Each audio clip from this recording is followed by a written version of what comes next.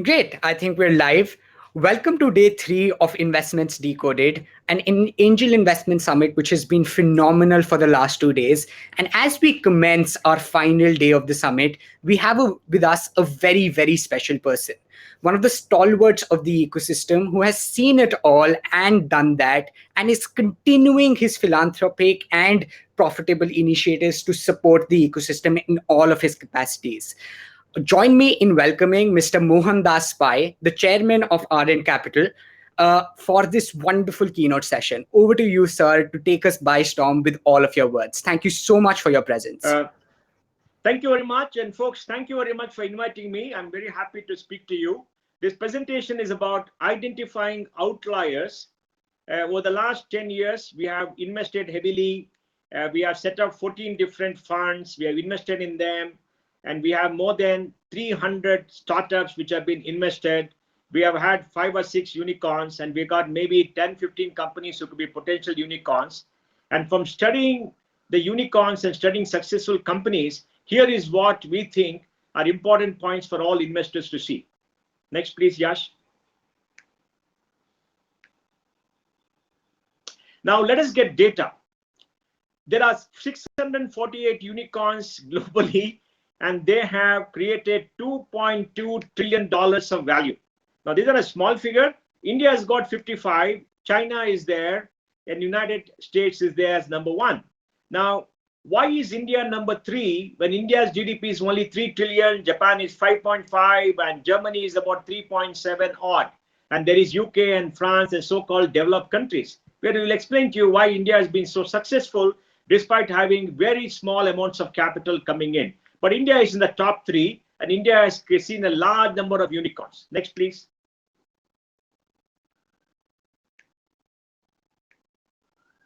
India's startup ecosystem is very large, the third largest, 55,000 startups, $200 billion of value created so far.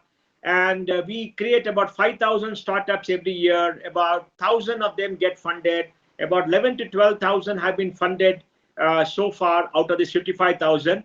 The rest are still there, maybe funded by angels, maybe self-funded, maybe lingering, etc. But there are a large number. It shows the innovation system is very, very strong all across India. Next.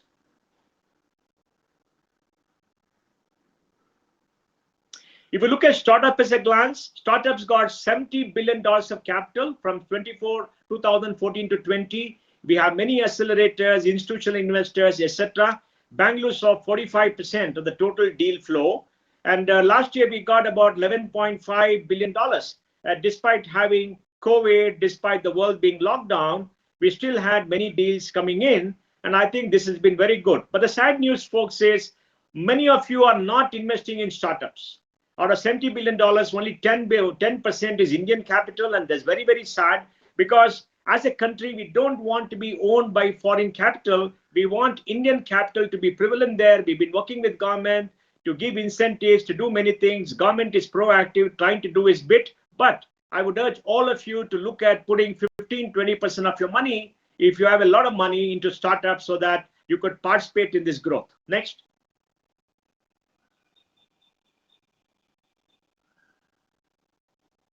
Now, value creation is happening at an unprecedented pace. In the last 4 months of this calendar year, there have been 11 unicorns which have come up, and it's shocking.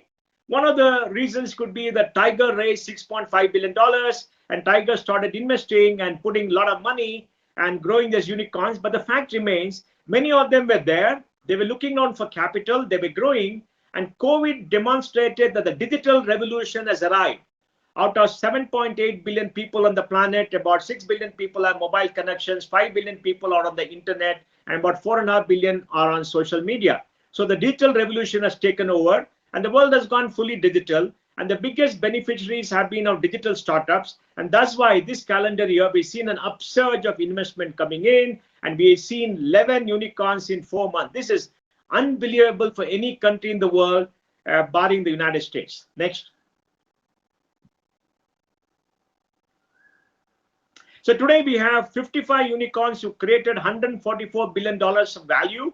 $45 billion funding has been raised by them. And we have 51 unicorns.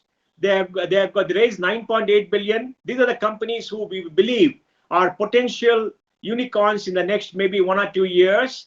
And if you look at all of them across companies, in the existing unicorns, many of them are e-commerce or fintech companies, very few enterprise companies. And Bangalore sees the largest share of them because Bangalore is the tech hub, and the number of techies in Bangalore in the population of 1.1 crore is 20 lakh people work in technology.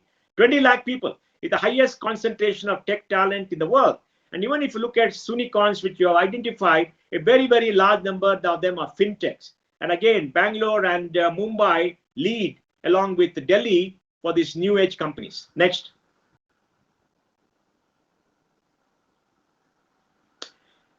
Now, India's 55 unicorns have created $150 billion of value. We believe there'll be 130 plus unicorns in India by 2025. 130 plus. Till about 2 months ago, we believe it was going to be 100. Now it's 130. I personally believe it could be closer to 150. That means from now till 2025, we could see 100 unicorns coming up, because our GDP by 2026 could be $5 trillion. Yes, we are in a little bit of trouble right now because of COVID, but the economy will grow. The digital revolution has taken over. There is massive, massive spend happening in the digital world. Next, please. Now, is it accidental? No. There are strong foundations by design, and there are a number of reasons why it is happening in this country. Next.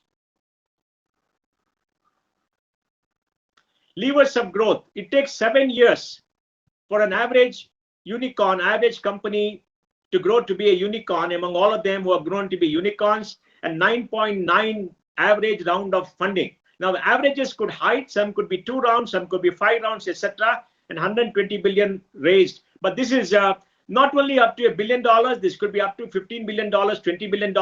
But this is some data from Inc. 42, which is very, very revealing. Next. Now, what are the catalyst outliers? From our study and from my personal experience, the most important thing is exceptional founders. Who are these exceptional founders? Founders who've got enormous passion, enormous energy, enormous optimism, who are working 24/7 and who want to make the future happen. And they have some innovative ideas. It could be a process innovation, it could be a business model innovation, it could be any innovation, and the innovation has to be disruptive. Disruptive means it is something that can change the context, change the way people look at things. And today, from a traditional business, if you have an innovative idea how to reach customers, how to reach consumers, and that can really grow. And definitely, in this business, you need capital, and capital is a moat. Why is that? Because you are having 10 years normal growth in 2 years. That means you have to spend in 2 years what you need for in 10 years. And that's why all of them make huge losses, because they're investing for the future. They're growing as if there's no tomorrow. The returns will come later. The revenues will come later. So you need enormous amount of capital. So capital is a moat. Even if you're exceptional, even if you have great innovative ideas, if you're not able to raise capital, you'll not be able to grow, and others may take you over. And then, of course, what you need is technology and R&D. That means you got to be great techies. You got to be people who know what consumers want. You got to hire talent, and you got to look at inorganic growth. Now, these are the drivers of exceptional outliers who have been very successful, and all of them should be able to have an aggressive strategy with an ability to execute, so that you can really, really deliver on the promise. Now, let us look at a few companies who have done that and find out how they have done it. Next. Now, look at all these companies. The blue lines is the growth that has happened every single year, the multiple of revenues, and then the reddish line is the multiple over the last 5 years. And we are seeing many of them grow at multiples of revenue, 12x, 20x, 30x, 40x, etc. Over the last 5 years. And every year they're growing 2x in revenues. That means if you are 1, next year you're 2, the next year after that you're 4, and then you are 8, etc. That means all these companies have grown extremely, extremely fast. In economy that grows at 11 to 12% in nominal terms, growing 2x, 200%, 300% a year, 400% a year, is what will give you market share and make you an exceptional company within 3 or 4 years. And I think that is a core growth driver. So you need exceptional founders, you need technology. And can you grow so fast? To grow so fast, you need technology. It's only technology that can reduce the barriers of geography, that can make sure you can reach consumers and you can give access to millions, crores of people. And then you need capital because you got to pour money into marketing, into hiring, into creating technology, etc. Next.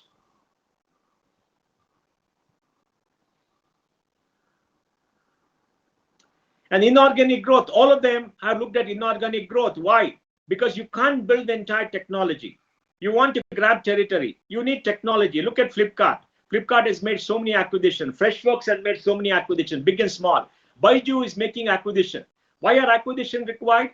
Acquisition required because you need a new line of business. You need a new geography. You need a new technology. Whatever it be to build scale, to expand your suite of offering, and to make sure that you reach many more people. And I think this is required. And that's why if you're growing very fast, becoming a unicorn, you will have a strategy of acquisitions. And acquisitions have to be very, very strategic. Because if you're not strategic with just buying table and chair, you're going to be in trouble. But many of them also buy new companies just to kill out competition. But whatever it is, acquisitions are a core part of technology. Next. Talent. Baiju has got 24,000 people. Look at Baiju. We gave the first check to Baiju 9 million on 20 million pre, I think in 2013 or 14. And when we met Baiju, what impressed Naranjan and me was the fact that he was an exceptional founder. Enormous energy, enormous passion, very optimistic. And he was telling us, I'm going to do this, I'm going to do that. And he was able to market, he was able to sell, he was able to be convincing, and he used to work extremely smart and extremely hard. So like I said earlier, the most important thing for everybody is to make sure that the founder is an exceptional person, because the founder has to dream. The founder has to work 24/7. It's the founder that makes happen. In any organization, it is the person, leader, are the people at the top who make all the difference. Because they are the leaders, they're exceptional people, they have to lead by example, they have to be innovative, they have to solve the problem, they have to inspire people, and they have to do many things. So I think these are all the things that are exceptional, and that's why you see. Of course, this number of people could be only permanent people. Maybe a Swiggy has got maybe 4 to 5 lakh people who are delivery boys who could be on contract, etc. I'm just giving the slide to show that you need to invest in people and you need to build up teams too. Next. But please remember, you can ask the question, why didn't it happen in Japan, which is 5 trillion, which is a developed country? Why didn't it happen in Germany, which is $3.7 trillion in GDP? Why is it not happening in dear old UK, which was an imperial power? That's because India has got the world's best software service companies. Let me give some data. To this year, the technology business will be $205 billion, $155 billion of export, 4.5 million people are employed. And this year, I believe the software service companies and the startups will hire 400,000 to 500,000 IT people. 400,000 to 500,000 IT people will be hired this year. And that is exceptional. If any country hires 500,000 people in technology every single year for the next 5 years, they will dominate the world. And we are going to dominate the world. Out of the top 10 software service companies by market value, like Infosys, TCS, etc., in the world, 5 are Indian. The top 5, 3 are Indian. Of the 2.8 million employees in the top 10 in the world, 2 million are Indians. The USA has got 6 million people in software, out of which 1 million are Indians. Out of 4.5 million, 2 million work for American companies. Out of 8 million in American companies, 3 million are Indians. Now you understand why our companies are able to scale up, get people who work in technology, because without people in technology, you can't grow. All these companies like Grab, Gojek, which are there in Southeast Asia, the few of them are not able to grow, and they come to India to set up shop. Zoom is come here, and everybody is coming here because they want to tap into talent, because you need engineering talent in a large way. Next.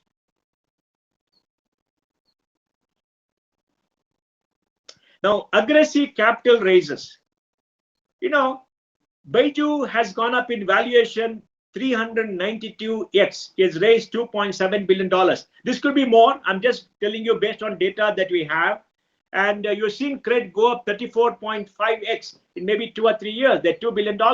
You've seen Paytm go up 23.5x. They started with a high base. Ola, you've seen Swiggy, you've seen Zomato, you've seen Oyo, you've seen Udan, and you've seen all others go up. Many of them like Udan and Cred just started recently. So they could maybe Cred can go much higher. Udan can go much higher. I'm sure they'll go much higher. I think Swiggy, Zomato is going to do a IPO in this country. And I think if you look at all of them, they certainly raised capital, because unless you raise capital, you get rid of shortages. You have money to spend and you have money in the bank, you're not going to grow. So you've got to aggressive capital raises. And for aggressive capital raises, the founders have to impress investors. They got to sell them a great story. You've got to have good communication. You've got to have track record, and you've got to win the confidence of people.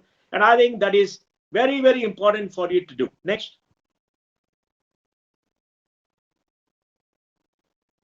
So let me end here because the short presentation, because I want to answer the questions and I don't want to confuse you with too much of data.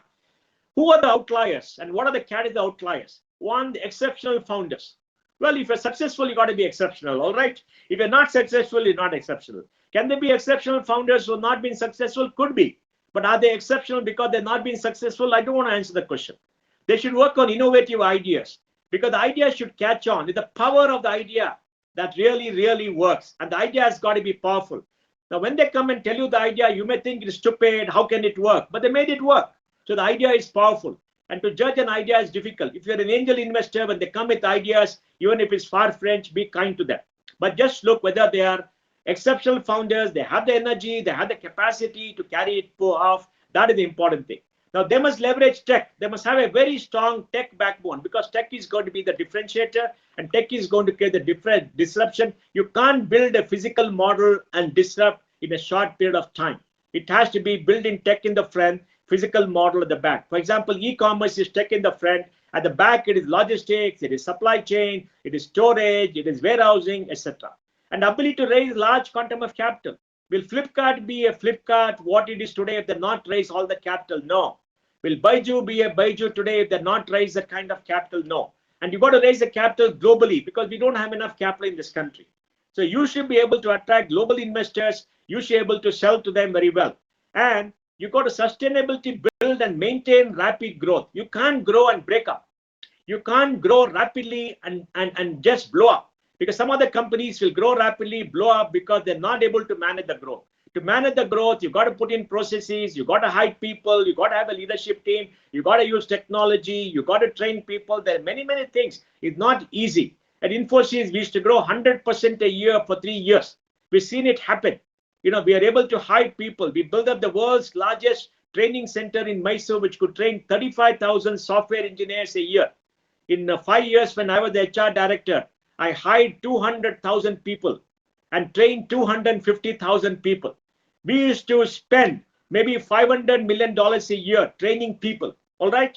Training people because it is a people business. So you got to build and you got to maintain rapid growth. You got to grow. If you stop growing, people will not follow you because people are rewarding you for growth. It's only growth and market. And if your market does not grow, then you're going to be in trouble. So rapid growth, you got to make the new market. You got to get a share of the market and you got to be a dominant player in the market. So market domination is extremely important. That comes to rapid growth, that comes to capital, and that comes to technology. So I'll stop here and answer all your questions. Thank you very much.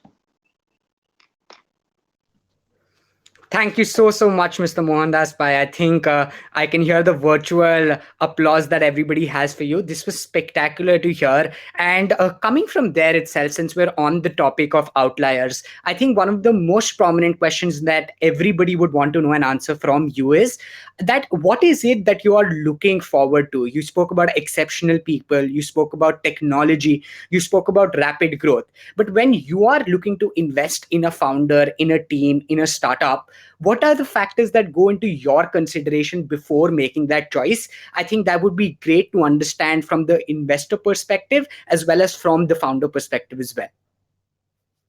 Well, thank you. I think that's a very good question because I would have seen about maybe 600 to 700 PPT so far, met a lot of people. I think, the most important thing is clarity of idea. Are you clear about your idea? What is the problem you're trying to solve and how are you going to solve it? Because you are a problem solver and how, you got to be very clear. For example, Baiju came and said that he is going to set up a company to make sure that more people succeed in getting into the IIM and the IITs. So he was a test preparatory company. And then after he grew for a couple of years, he found he's not growing well. Then he came and then we had a discussion. We told him, look, in the 8th, 9th, and 8, 9, 10, 11, 12 classes, there are about 100 million young kids. Why don't you do something and that's a market out of which 40% could pay to train the kids. So you got 40%, 40 million, 4 crore people. And why don't you train them with STEM subjects to get into IIT later, because all parents want to do that. He took up the idea and he started doing that, and he pivoted. That means what? You are able to pivot, you're able to change, and you're able to find out whether things work, things don't work. So clarity of ideas and the ability to execute the idea and the ability to think through and to change later is required. So first thing you have to impress is, are you very clear about the idea? What problem are you solving? Is a big enough problem, or is the problem something that can become big over time?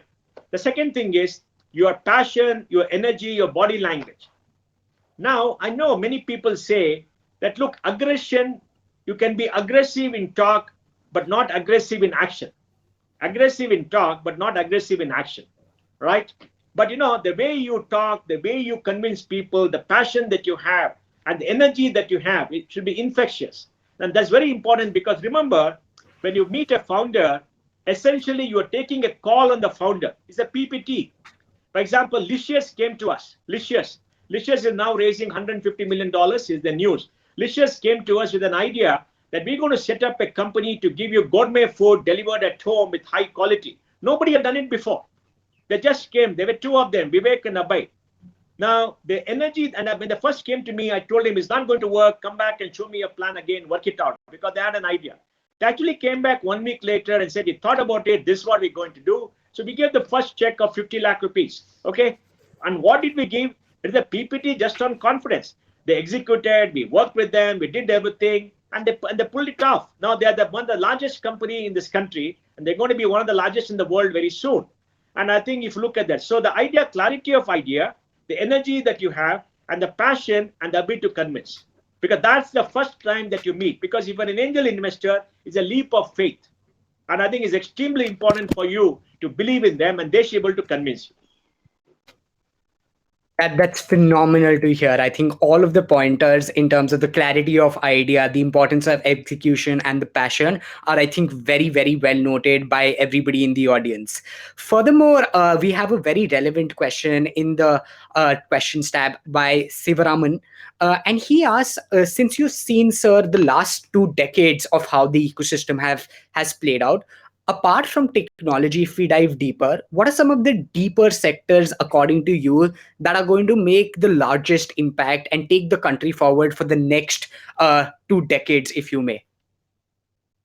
Well, look, let me say one thing. We must understand that 200 years ago, there was the Industrial Revolution, the age of the machine.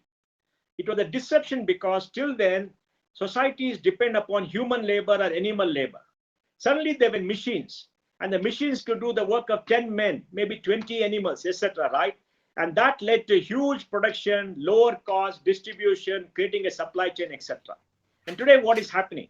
Because the structure that we have is that of the Industrial Revolution, today we got the digital revolution. Now, in an Industrial Revolution era, you need a physical presence. In a digital revolution era, the whole world is your market. And since the whole world is a market, you connect to them to a mobile phone. It was through a laptop, now it's a mobile phone. And the mobile phones are the highest selling domestic utensils anywhere in the world. More than 1 billion mobile phones are sold. Maybe 6 billion people have a mobile phone. Maybe 4 billion have a smartphone. So everybody is there. And through the mobile phone, you connect with an app. And the app will allow you to sell to anybody. So the markets have changed, right? The innovation is that the markets have changed. And then what do you sell to them? You can sell to them a digital service like music, a digital service like education. So what we're seeing is what was physical has gone digital. Anything that could be physical, which you don't eat or drink or consume, has gone physical. For example, education services, banking has gone physical, entertainment has gone physical. Many other things like that have gone physical. At the back end, you have to have in a lot of supply chain, you need to distribute, because when the digital leads to a physical good, like you're buying on e-commerce, you should be able to distribute. Now, what we are seeing is the digital revolution taking away the supply chain, control from a set of players and connecting producers to market. The biggest disruption, in my view, is producers are connected to market directly without going through middlemen. Now, farmers can sell directly without going through the mandi, gindi, and all that kind of stuff. And I think it's very important. Now, that is there. The next great innovation, what you ask is, the electric vehicle will be a great innovation. Why is that? Because the world makes 90 million four-wheelers plus $2 trillion. And the IC engine has got 2,000 moving parts. The electric vehicle has got maybe 20 moving parts. So the electric vehicle will be a disruption in mobility. The electric scooter will be a disruption in mobility. And then the business model is changing to something called autonomous cars, or to the sharing economy. Are everybody going to have? Now, anything that is physical can be shared. So the change in human habit by ownership, like Airbnb, like Oyo, like electric vehicle, they can all be shared. So we're going to have a distribution network where people will start using asset based on what they want. They will go stay where they want for a short period of time. They will do what they want. And I think that is, the disruption that's going to happen. Next, in energy, alternate energy is going to take over physical energy from oil. So if you look at everything that we do today, we have mobility, we stay in houses, we consume certain things, we do certain things. All the things are going to change, and every facet of life is going to change. We slaughter animals for meat. Now we're going to have artificial meat being created in the lab, right? And that's going to be food grown in the lab. We used to grow crops in the fields. Now we're going to grow crops in vertical factories. Right? So everything that you do will be done extremely differently. Now we used to make products in factories. Now we'll make products by 3D printing.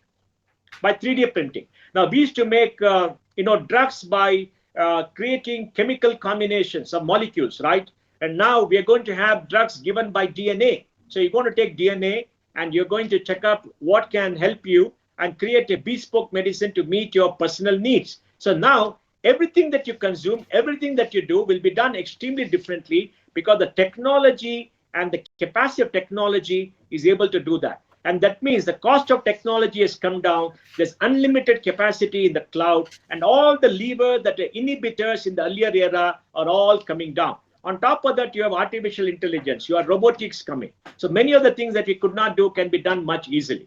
Of course, there's going to be consequences. Many people will not have jobs and all that. I don't want to talk about that right now. But the exciting thing is, anything that is there today can be disrupted by a new model, and that is going to be the next wave for the next 10 years. Wow, I think that's again very, very phenomenal. The talk around the use of technology and digital innovation, which is very prevalent already. I'm sure that wave is going to do a lot of benefit and add value to the country.